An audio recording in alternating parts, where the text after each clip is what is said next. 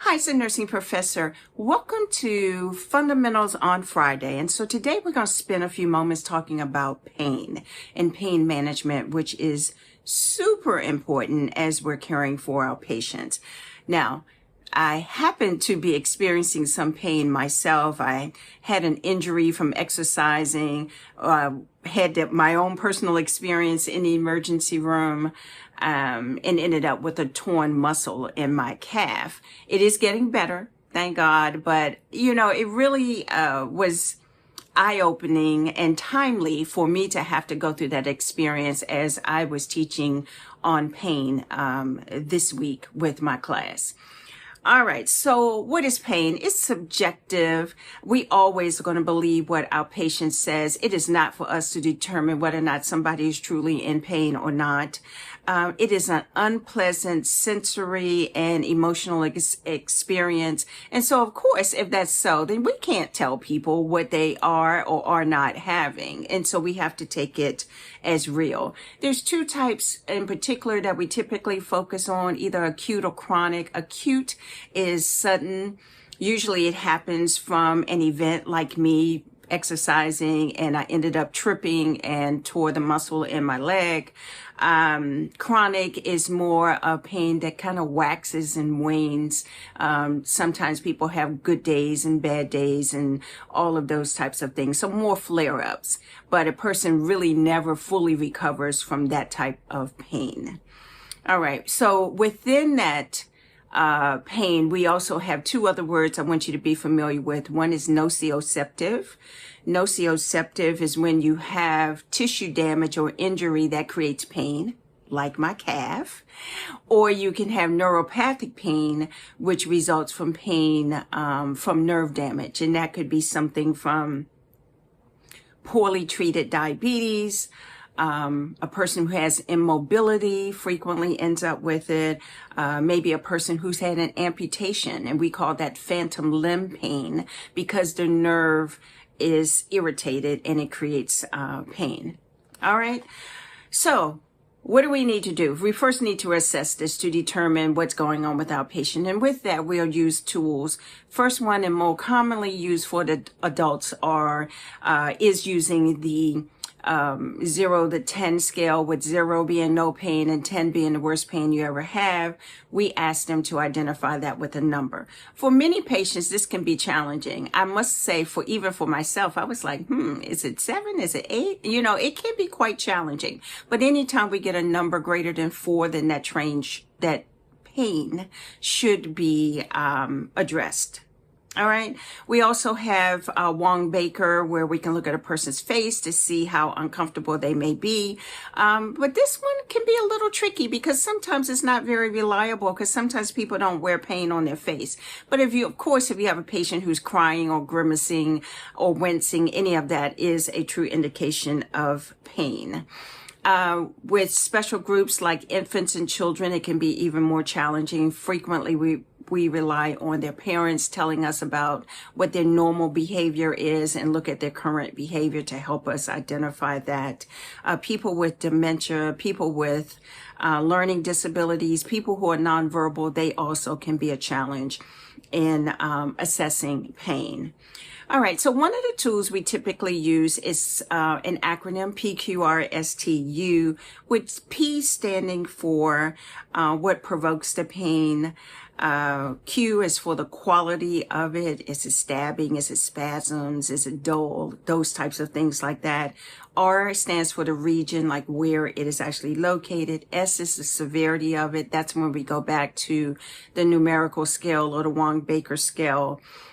Timing, like when does it happen? Is it first thing in the morning? Is it after you eat? Things like that are very important. And how does this pain impact you? And that becomes very important to us as we're trying to form a nursing diagnosis, because if this pain prevents a person from actually walking, then we know that they're going to have problems associated with mobility. And so we would address those as well. All right, cultural considerations are a must. Many times males are considered to be very strong in their cultures and they don't show pain as much. it actually might be frowned upon for them to show signs of pain. We want to make sure that we're avoiding judgment and biases, because those can drastically negatively impact our patients. It's one of the things that research is showing that has happened with Black women in maternal and infant care, because we know that the rates of death in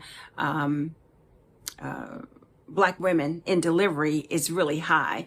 And one of the things that is being investigated a little bit more, that maybe they're not believed as far as their pain level.